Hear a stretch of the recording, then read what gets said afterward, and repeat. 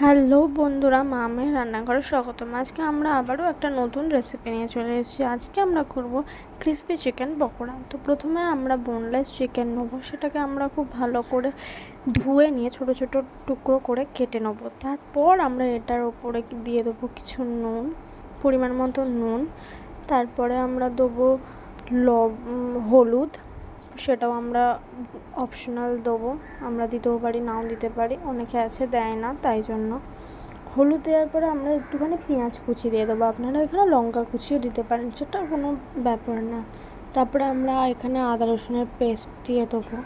তারপর আমরা এখানে একটু এবার কর্নফ্লাওয়ার অ্যাড করব, যাতে করে এটা আরও সুন্দর হয়ে যাবে। জিনিসটা ভাজার পর খুব সুন্দর খেতে লাগবে, তাই জন্য। এরপর আমরা একটুখানি লঙ্কা গুঁড়োও দিয়ে দিলাম টেস্টের জন্য, যাতে হালকা পরিমাণ যেন ঝাল হয়। আপনাদেরকে বললাম এক্ষুনি, আপনারা লঙ্কা কুচিও দিতে পারেন, কোনো অসুবিধা নেই। তারপরে আমরা কড়াই আমাদের তেলটাকে গরম করতে বসিয়ে দিচ্ছি। ওদিকে আমাদের কিন্তু মাংসের ম্যারিনেটটা হয়ে গেছে। এবার আমাদের এখানে কড়ার তেল গরম হয়ে গেলে আমরা এবারে দিয়ে দেবো সেই মেখে রাখা চিকেনগুলোকে। দেখতেই পাচ্ছ কত সুন্দর আমরা মিক্স করে রেখে দিয়েছি এখানে। এইবারে আমরা কড়ায় দিয়ে দেবো এই মাংসের টুকরোগুলো।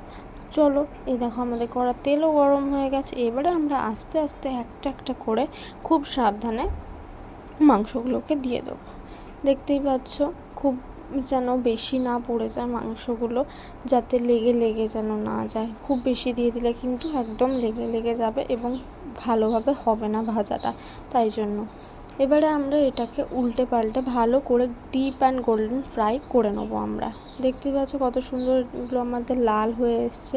আর একটুখানি পরে আমরা এটাকেও তুলে নেবো। এবারে আমাদের চিকেন পকোড়াটা রেডি হয়ে যাবে, আর এটা খেতেও খুব সুন্দর হয়েছিল।